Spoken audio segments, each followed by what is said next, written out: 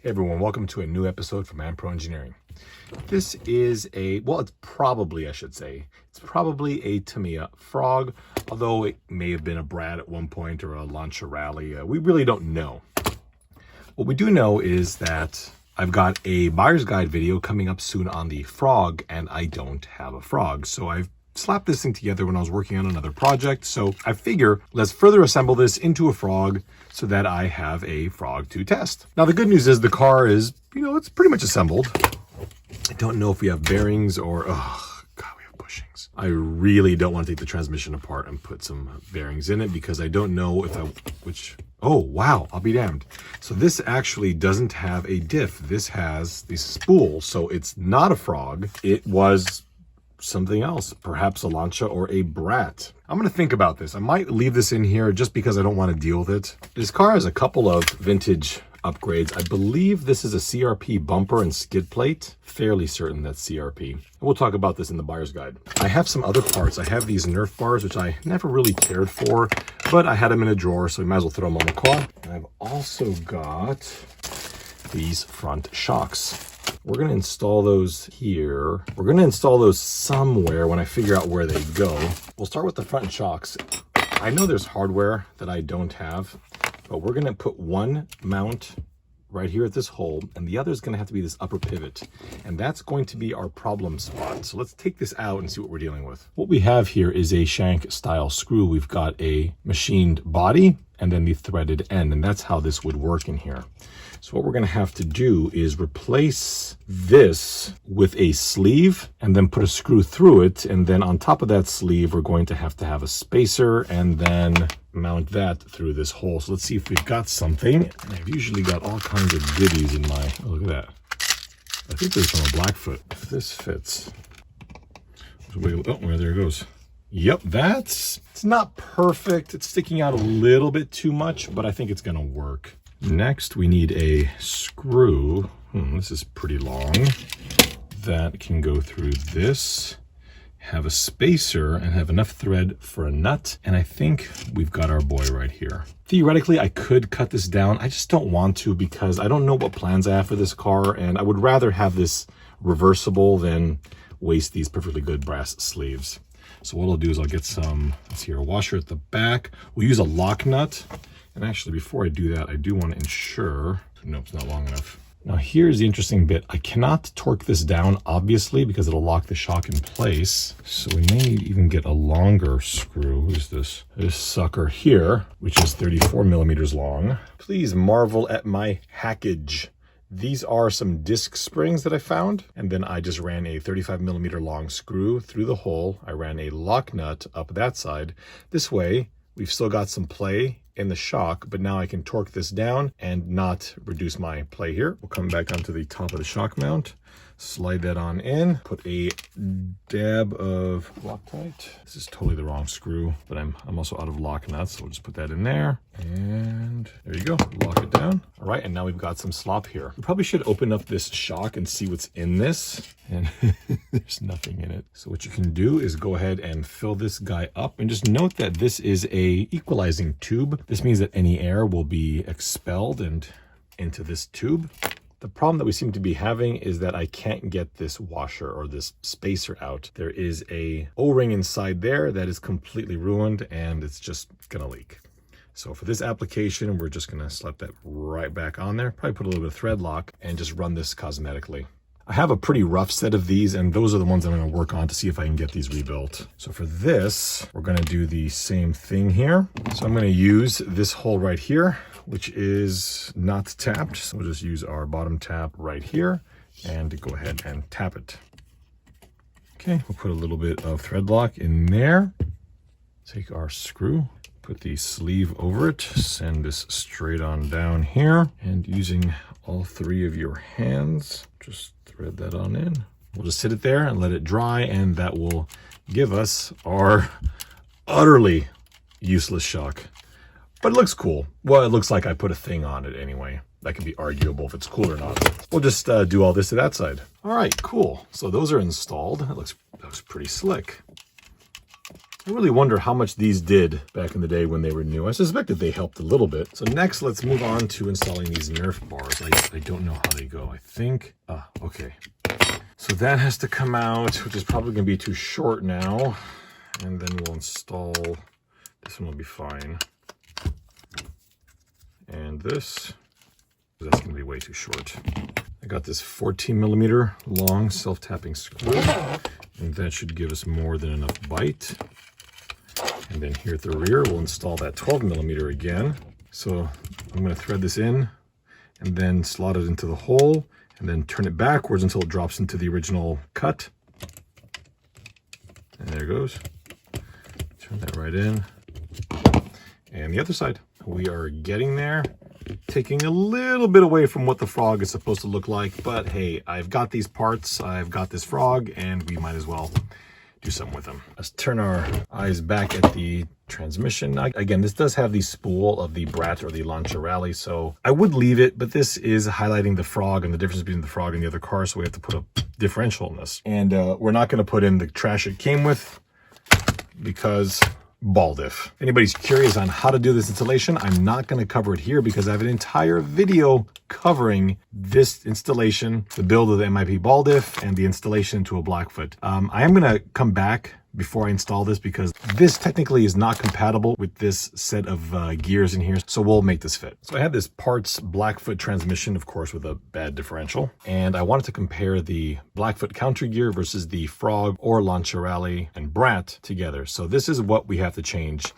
These are designed so that you can actually replace this with a different size gear with a different size differential to get you a different final drive. This is not compatible with the MIP setup, which is only designed for working with the Blackfoot. So here is the completed MIP ball differential, and this is what we're going to put into the car's original transmission. Transmission has been rebuilt, got all full bearings, so do the axles. And we do have the new Tamiya constant velocity drive joints. Again, this is all covered in the original MIP ball diff build video. I went ahead and threw in this broken servo because, of course, I'm going to put in a decorative mechanical speed control, and perhaps we'll clean this. Who knows? Ooh. So let's go ahead and grab one. One of the reasons why I want to install the mechanical speed control in this car is because it actually is kind of unique. This is the series of resistors that is installed on this little L bracket. There's one screw there that holds it in place. Oh, that fell through. But don't worry, it'll stay in place in a moment because we will run the cables to this. So before, we'll go ahead and put a couple of M3 screws here and mount the MSC right there. To install the MSC, we're going to go ahead and take these little standoffs.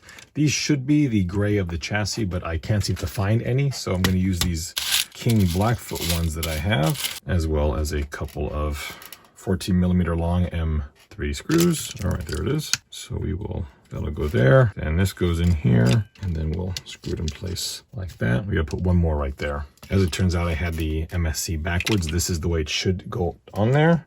And I've got this arm that I found in a tub. Maybe this will work. It looks too short. That's too short. Let's find a longer one.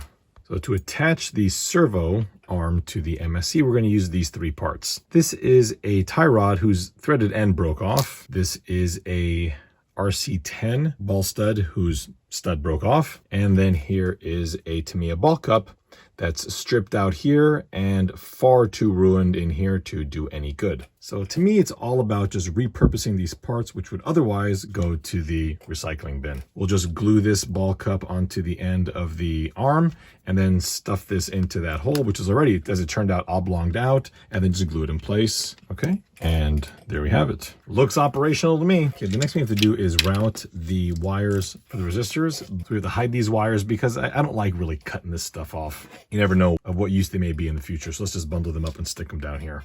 Threw in a motor and the pinion and the gear cover, some old Speedworks, Joel Magic Johnson, yeah. Had that in my drawer. So the motor does work. I lubed it all up as well. You can see that the cables are all just kind of tied underneath there. What else do we have to do here? We need to throw a receiver in this, and we need to throw in a speed control. Was that it? And then some wheels and tires. Ooh, there's no body mounts back here. That's a problem. That is a problem. I don't know that I have any.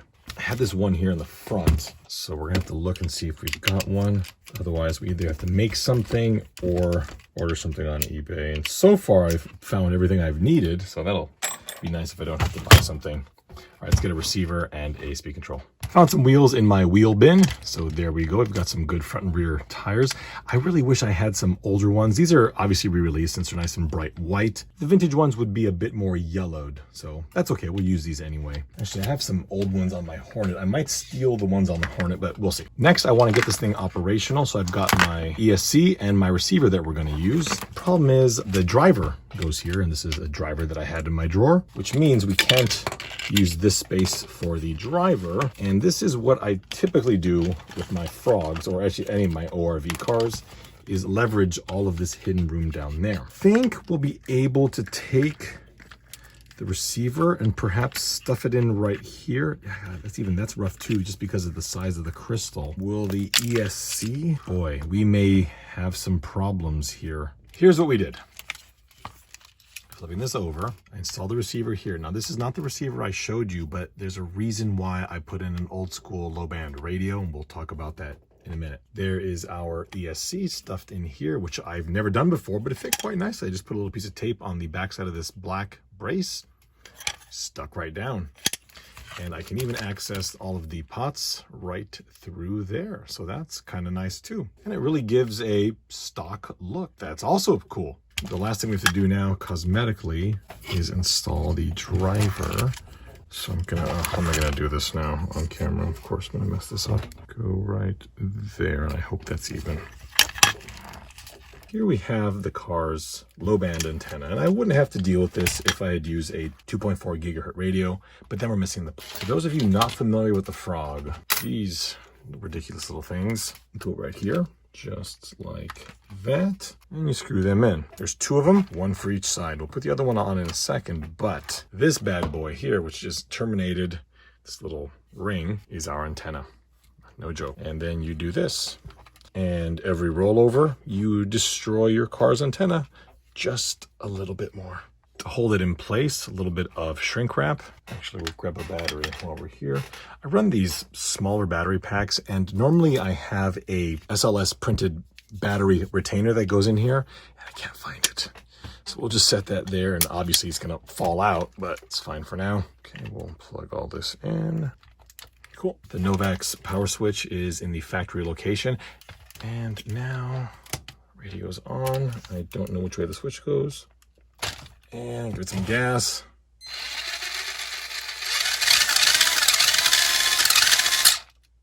Does not seem very fast. We may have to adjust the ESC. Nope, and it's maxed out. It's just slow. And left, right.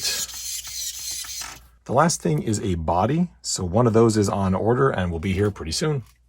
But for the body, I think we'll show that off on our Buyer's Guide series. For now, that's it. We've turned this Frog, which really wasn't in too bad a shape. I'd used it in a couple of mock-ups, and now it's an operational Frog with some vintage upgrades like the front shocks, these matching UG shocks on the side. I think these are UG anyway. Matching UG shocks on the side, some vintage Speedworks motor, and a lot of extra weight added. Really, I'm not too concerned about it because the weight of the lithium polymer battery will negate all the extra stuff that we put on, because anybody that remembers how heavy NiCads or nickel metal hydrides were will remember that these lithium batteries weigh next to nothing. And no, that's not the body. Well, folks, thank you all so much for watching, and stay tuned for the Buyer's Guide as well as lots of upgrades coming up from Ampro Engineering.